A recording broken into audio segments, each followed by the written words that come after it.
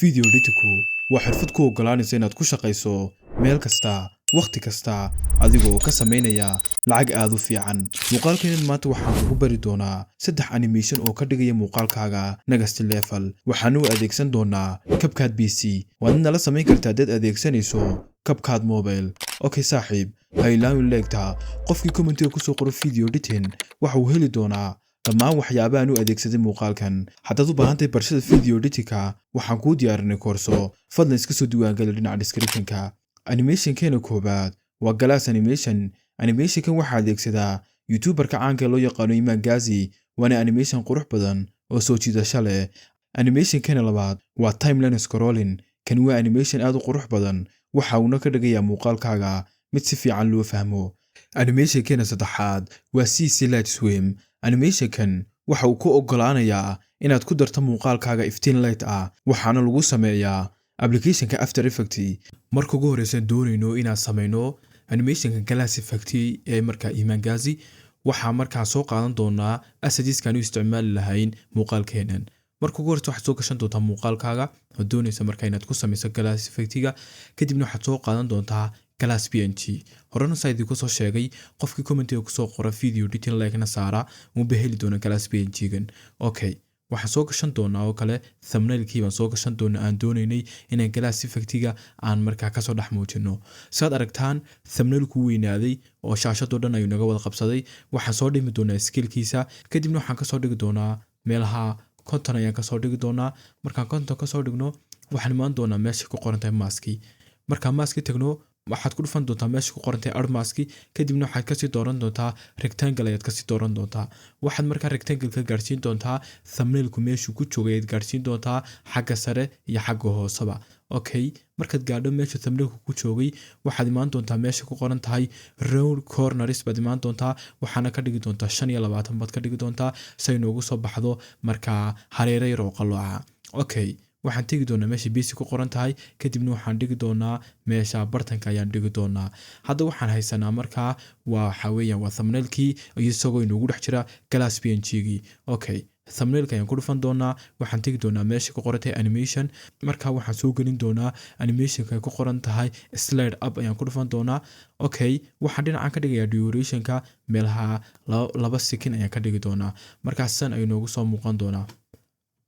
waxaan ku dhufan doonaa markaa thumbnail-keena ayaan ku dhufan doonaa. Right click baad ku dhufan doontaa. Waxaad markaa ka tegi doontaa create compound clip. Okay, haddaad isticmaalaysa markaa mobilka ma lahan create compound clip, kaliya waxaad soo download doontaa muuqaalkaaga, dib baad markaa ugu soo upload gareyn doontaa application-ka CapCut. Marka waxa kuu samaysmaya create compound clip. Okay, waxaan tegi doonaa markaa soo samayno create compound clip meesha ku qoran tahay mask ayaan tegi doonaa. Kadibna waxaan ku sii dari doonaa add mask ayaan ku dhufan doonaa. Marka waxaan ka sii dooran doonaa maska ugu horeeya ay ku qoran tahay split. Kadibna split ayaan keeni doonaa meesha uu markaa ka soo baxayo markaa thumbnail-ku. Waxoogaa yarna waxaan soo qaadi doonaa markaa feather-ka ayaan kor u qaadi doonaa si inoogu muuqato qaab professional ah. Marka waxaan ka dhigi doonaa feather-ka 80 ayaan ka dhigi doonaa. Marka waxay noo soo baxay sidan. waxaad aragtaan inuu hoosta ka soo baxayo oo kale in la moodo. Okay, waa sidaan rabnay. Kadibna waxa aan samayn doonaa inaan markaa aan ku soo darno markaa qoraalkii.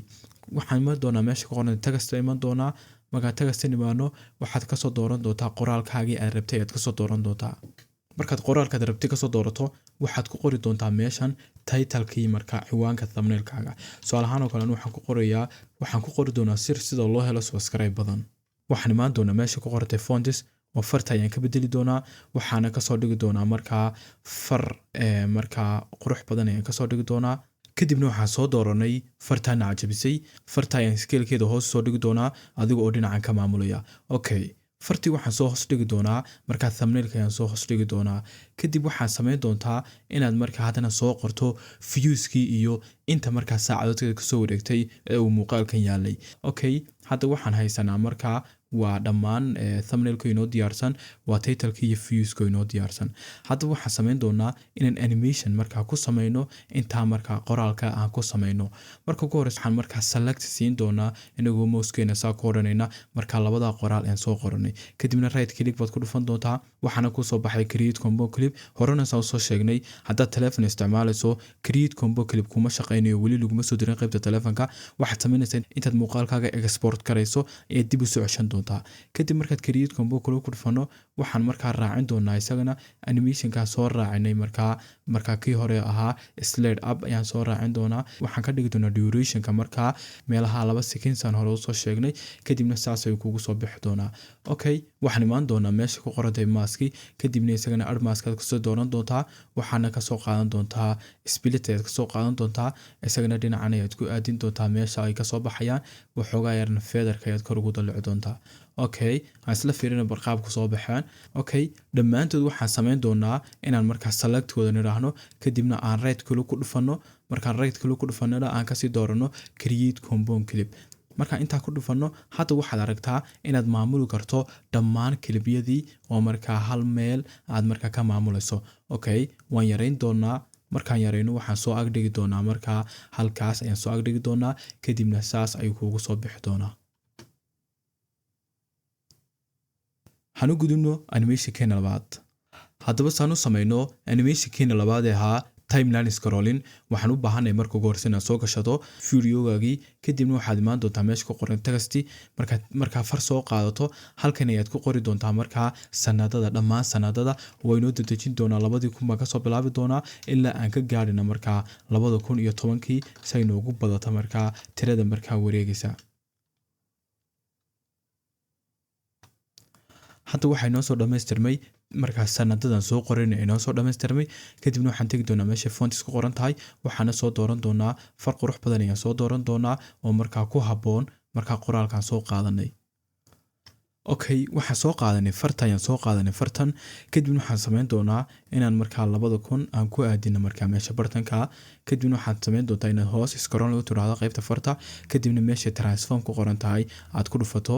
marka transform ku dhufato waxay noo samaysmay waa keyframe-kii koobaad, waxoogaa yar ayaan dhaqaaqi doonaa.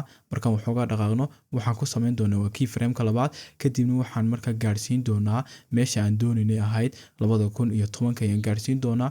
markaan 2010 gaarsiino sana ay noogu soo baxay markaa. haddaba saan keyframe-ka uga dhigno mid degdeg ah, kadib waxaad ku dhufan doontaa right click. markaad right click ku dhufato waxaad kasii tegi doontaa meesha ku qoran tahay show the variable speed animation ayaad ku dhufan doontaa.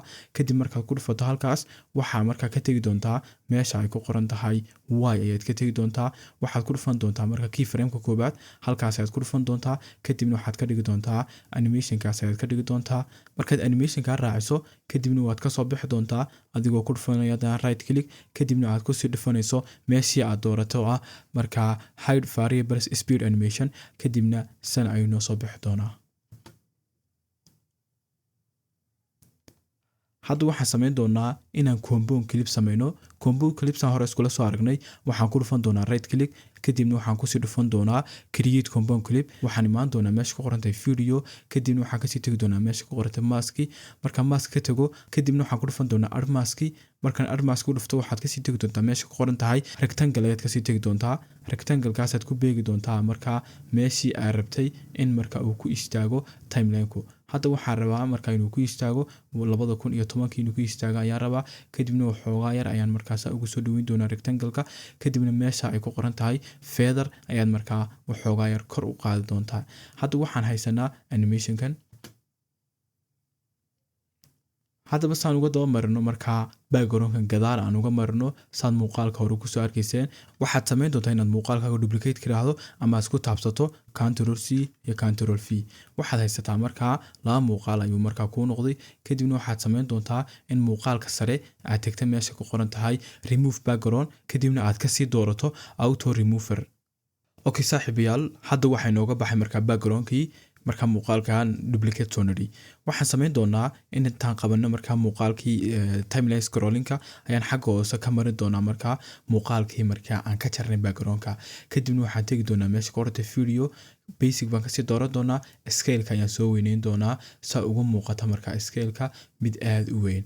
okay hadda markaa waxaan isla fiirin doonaa natiijada nihaayiga ee soo baxday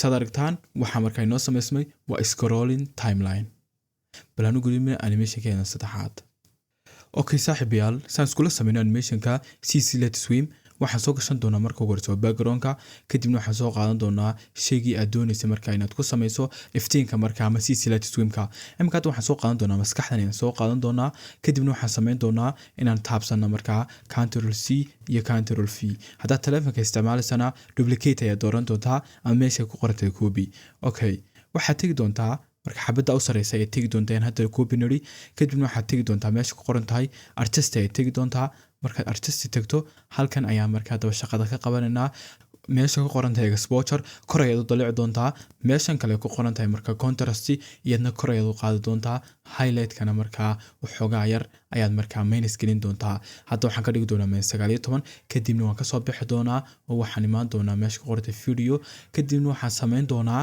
xabada ugu sareysa in hadda soo sameystay inaan marka compound clip ka dhigo haddaan marka mobile isticmaalayso saan hore u soo sheegnay waxaad marka save gareysan doontaa marka muuqaalkaaga kadibna dib ayaad ugu soo celin doontaa si kugu noqoto compound clip okay now right click baan ku dhufan doonaa kadibna waxaad ka sii dooran doontaa create compound clip ayaad ka sii dooran doontaa hadda waxaan haysanaa marka compound clipkii ayaan haysanaa kadibna waxaan tagi doonaa mask meesha ku qoran tahay marka mask tagto add mask ayaad ku dhufan doontaa kadibna waxaad ka dooran doontaa mask rectangle-ka oo waxaad sameyn doontaa inaad soo dhaweyso oo labadiisa dhinac isku soo dhaweyso marka labadiisa dhinac isku soo dhaweysana rotate yar ayaad raacin doontaa marka rotate raaciso waxaad tagi doontaa meesha ku qoran tahay feather oo meeshaas ayaad markaa ka dhigaysaa markaa mid meelahaas 60 ayaad ka dhigaysaa kadibna waxaad sameyn doontaa inaad markaa dhinaca aad dhigto oo xoogaa maskaxda ka fogeyso kadibna halkaas ayaad markaa tagi doontaa mask settingska aad ku soo qaban doontaa keyframe markaad keyframe ku soo qabato waxoogaa yar ayaad soconaysaa